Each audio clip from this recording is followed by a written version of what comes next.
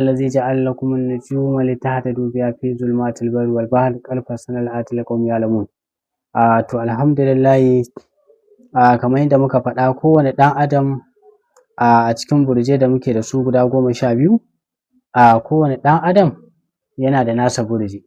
Idan muka ce burji ana nufin ɗabi'a a Hausance, a Turance kuma muna kiransa da zodiac sign. Dama muna da hisabi kala biyu, akwai hisabi shamsiya, akwai kamariya.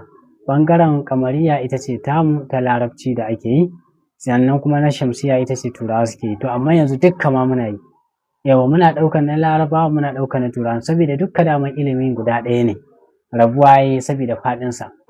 Yawwa shi yasa za ka ga idan ko yanzu ka hau YouTube ka hau Google ka kai searching ɗin astrology ko zodiac sign ko horoscope, to dukka za ka ga turawa suna fitar da abubuwa sosai da ƙere-ƙere a cikin wannan al'amari na ilimin hisabi, wanda yake shine dai muke gabatarwa yanzu.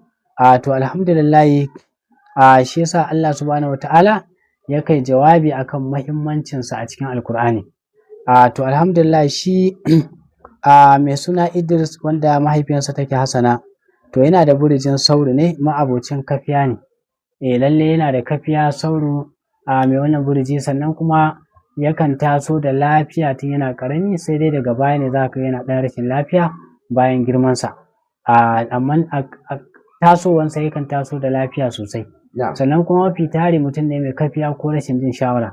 Za ku yi magana kamar ya ji shawara sai je ya canza, kuma bai cika tsayawa a sana'a ba har ya cimma burinsa a kai, sai dai in Allah ne ya taimake shi ya sa'a. Kafin a kai ga nasara zai gajiya. Saboda gaggawa a ga an cimma buri.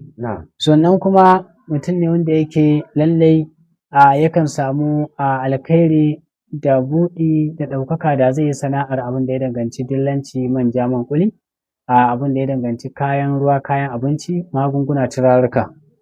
Sannan namban sa'arsa ita ce namba 6. Duk abin da zai yi, misali zai abu ya sa nan da kwana 6, nan da wata 6, nan da shekara 6, nan da awanni 6, nan da mintuna 6, ko kuma 16 ga wata, 26 ga wata, 36 ga wata, irin dai 6 nan mai zuwa da 6.